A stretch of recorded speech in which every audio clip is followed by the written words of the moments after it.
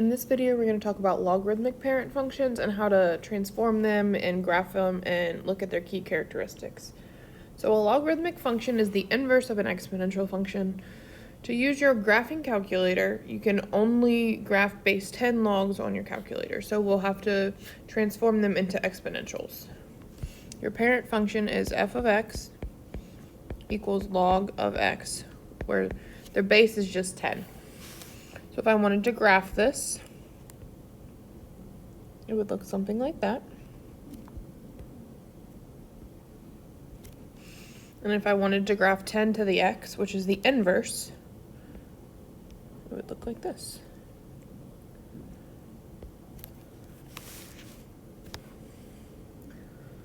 So we will use the inverse. We'll use how to transform from logarithmic form to exponential form to graph these. So the inverse of, log base 2 of x is 2 to the x. So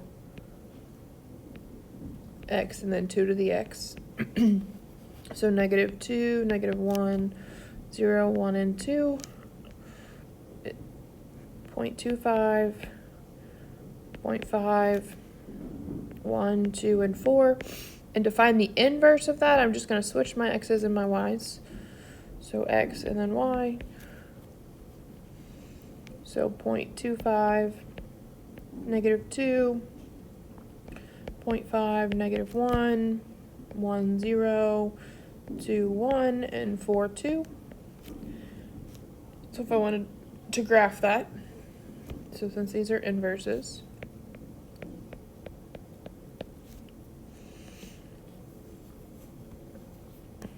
one, 0,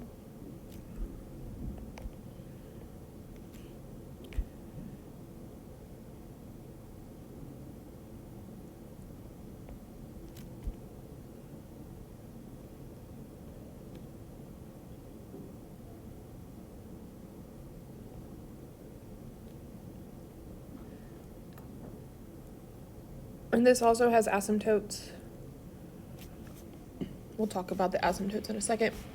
So your domain for logarithmic functions is going to be, or this logarithmic function is x is greater than 0, and your range is all real numbers, which this makes sense because remember when we talked about exponential, our domain was all real numbers, and our range was y is greater than 0, or whatever number it happened to be. So you would then switch your x and y's and get the same thing. So as x goes to infinity, it also goes to infinity. And as x goes to 0, it goes to negative infinity. My x-intercept instead of my y-intercept here is 1, 0. And my asymptote is x equals 0.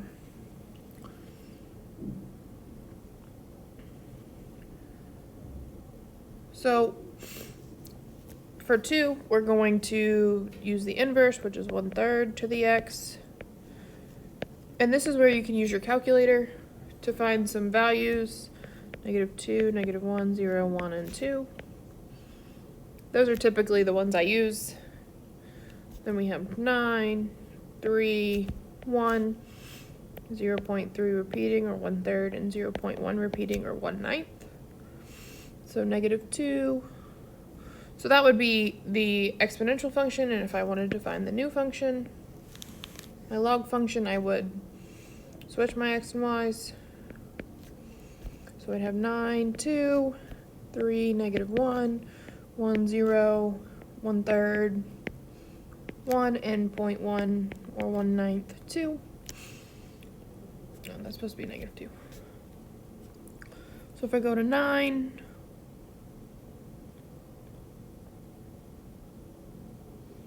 negative 2, and then 3, negative 1, 1, 0, 1/3 is 1, and then the thing is it does go up and hangs out along that y-axis. So my domain here is still x is greater than 0 because I didn't go left or right at all. My range is still all real numbers. As x goes to positive infinity, no, as f of x goes to positive infinity, x is going to 0. And as f of x goes to negative infinity, x is going to infinity. My x-intercept is still 0, 1, 1, 0, and then my asymptote is x equals 0. So let's do some if we have some transformations. So this one is going to go right 1.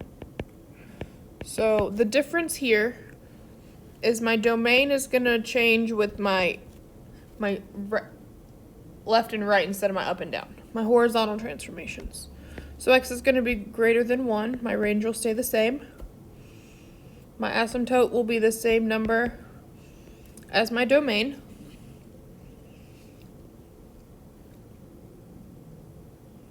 And then we'll talk about end behavior and x-intercept in a second.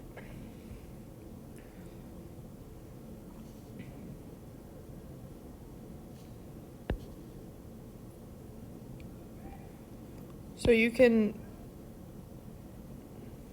there is a way on your calculator to do log base 4 somehow. If you can figure it out, let me know. I'm pretty sure you just go to math and go all the way down to A and then click it, but I could be wrong.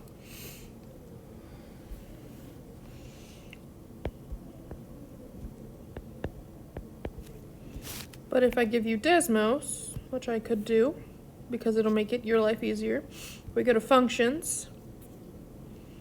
I'm looking for the log. Log with the little a is what you need. Type in a 4, and then x minus 1. So there's your function. You can pull up a table. And I'm just typing in new things. 6, 7. Okay, that's enough. So, and if I wanted to plot x equals 1 on here, there's my asymptote. You see it gets really, it looks like it's the same line.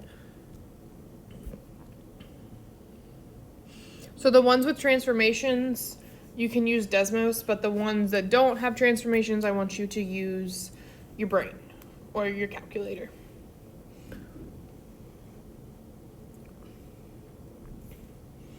So my x-intercept is 2, 0. And as f